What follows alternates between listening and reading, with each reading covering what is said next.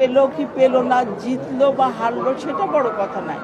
আমার ছেলে জহির রায়হানের ছেলে আজকে যে সংসদ সদস্য হিসেবে অংশগ্রহণ করছে, এটা আমার কাছে বিশাল ব্যাপার, বিশাল ব্যাপার। এবং আমি জানি যে তপু জহির রায়হান যেমন সমস্ত মানুষের প্রতি ভালোবাসা ছিল, দেশের জন্য ভালোবাসা ছিল, আমার ছেলে তপু রায়হানের আমি ছোটোবেলা থেকে যা দেখেছি তেমনই ভালোবাসা।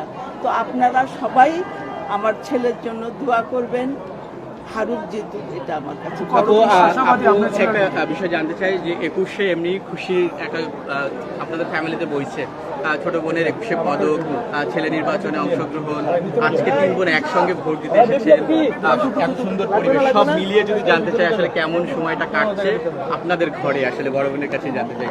আমার খুব ভালো সময় কাটছে, অবশ্যই আমি খুব গর্ব অনুভব করছি, আনন্দ অনুভব করছি যে এই মাসে এই দিনে এরকম দুটো একটা খুশির খবর, আনন্দের খবর। ন্যাচারালি এটা খুব আনন্দের ব্যাপার যে ববিতা 21-এর পদক পেয়েছে, আমার ছেলে সংসদ সদস্যে ইলেকশনে নির্বাচন প্রার্থী, এটা 17 আসন, 17 আসন সাইকেল মাঠ। তো এই দুটো জিনিস মিলে, ববিতা এবং আমার ছেলে, এই দুটো মিলে আমার তো পরিবারের মধ্যে যে একটা আনন্দের বন্যা বয়ে যাচ্ছে বলতে পারো, খুব ভালো লাগছে।